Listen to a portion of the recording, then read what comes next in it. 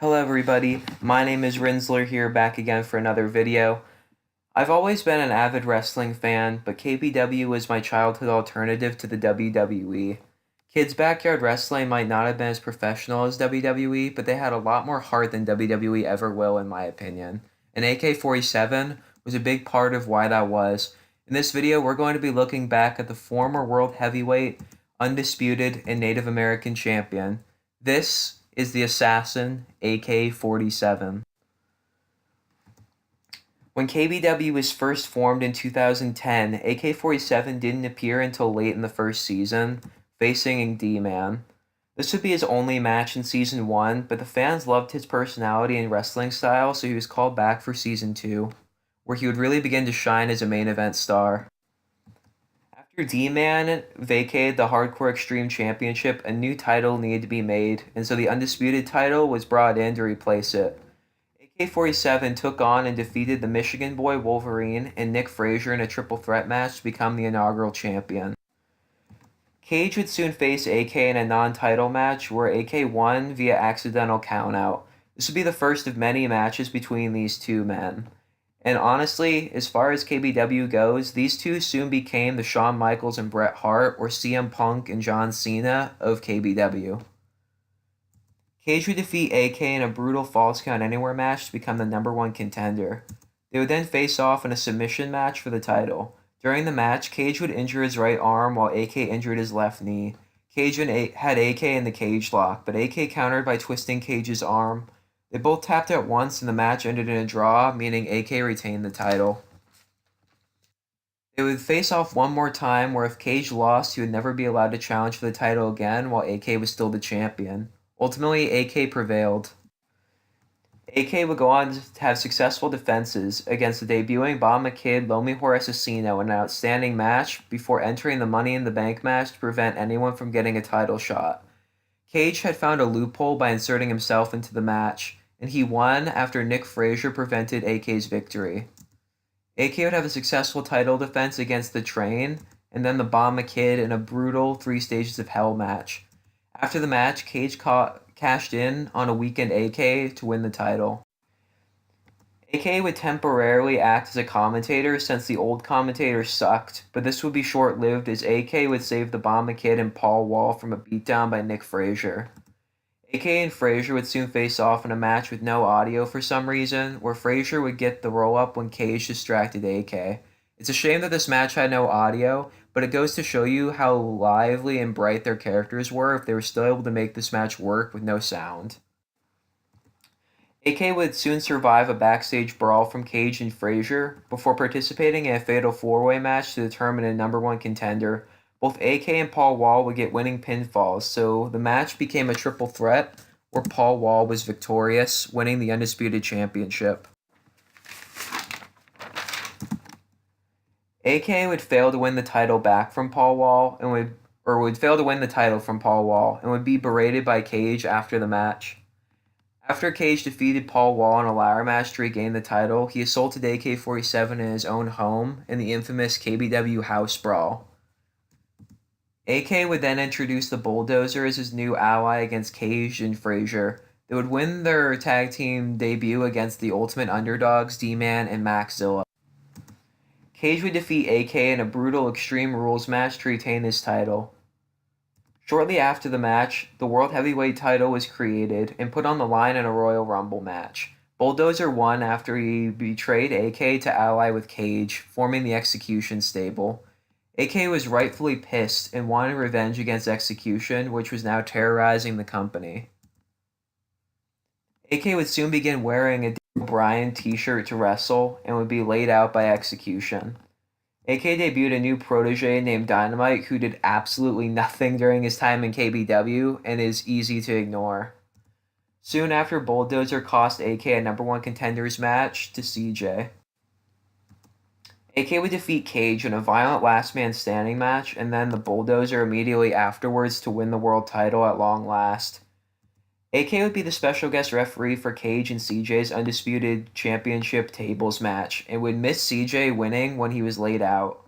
Cage would then put CJ through the table to retain the Undisputed Championship. After retaining his title against the Bulldozer in an I Quit match, Cage and AK would face off in the main event of Bloodthirsty, KBW's first pay-per-view in a Falls Count Anywhere Iron match for both the Undisputed and World Championships. After fighting for 40 minutes, CJ attacked AK, allowing Cage to win both titles. This was to get revenge for inadvertently costing CJ the Undisputed title in the tables match. AK swore revenge on CJ and began not wearing his iconic Daniel Bryan t-shirt to wrestle anymore. Similarly, Cage would discontinue wearing his CM Punk t-shirt to wrestle as the two wanted to forge identities of their own. AK would soon face the Bomba Kid before the match ended when Bulldozer interfered and attacked both of them. After defeating newcomer Pac-Man, CJ's new heel stable, the Renegades, attacked Execution and then AK-47. CJ then defeated AK in a hardcore match to become the #1 contender and would later defeat D-Man for the World Heavyweight Championship.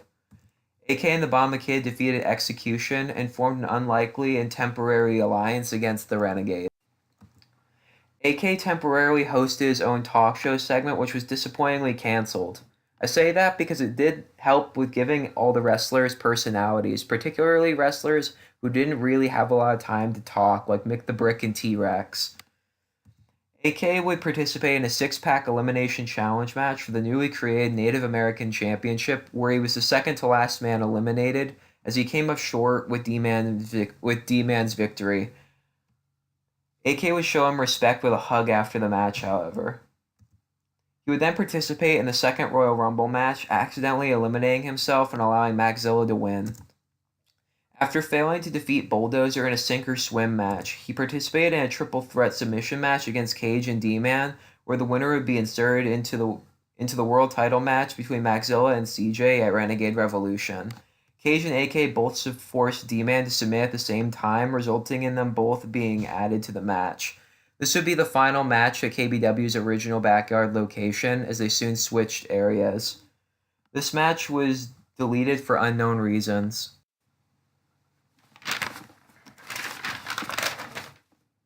At Renegade Revolution, AK pinned Maxilla to win the world title at long last.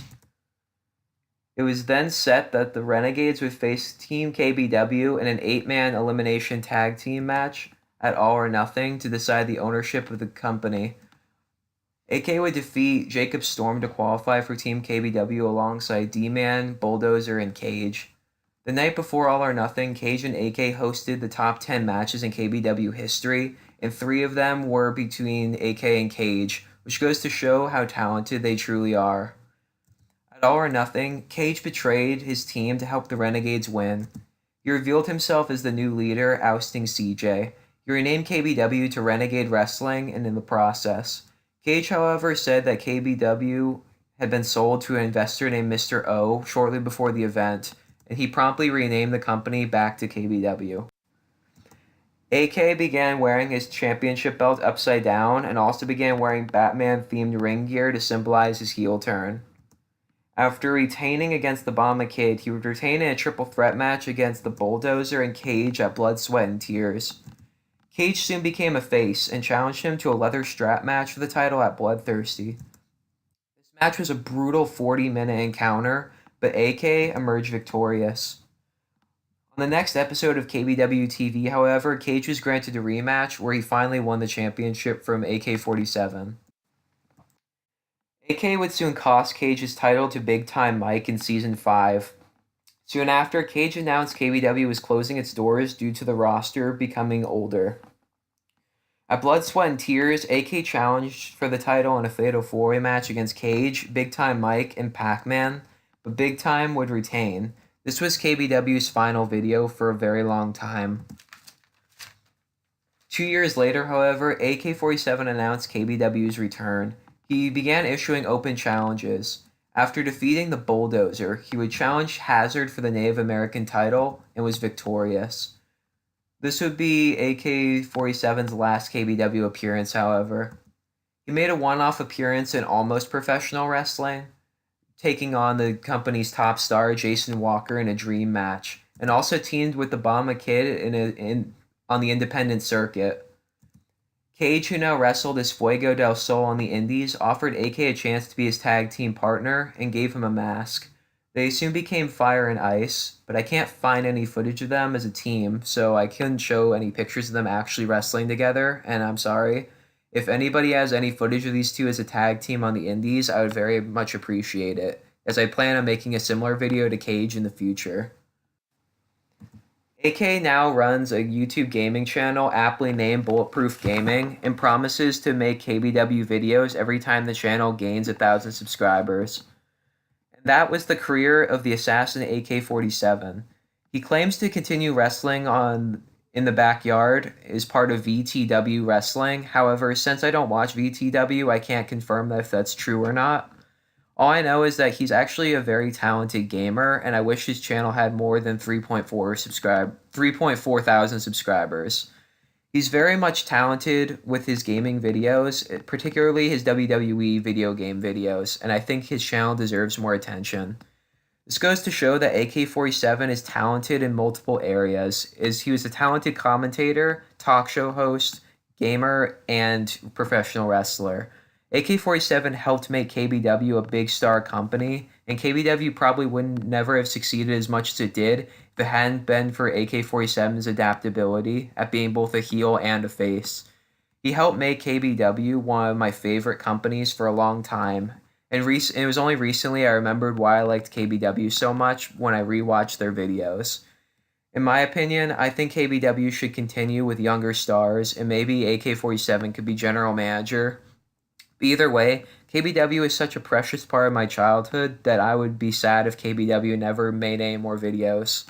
And I would love to see AK-47 continue to do his open challenges for this reason.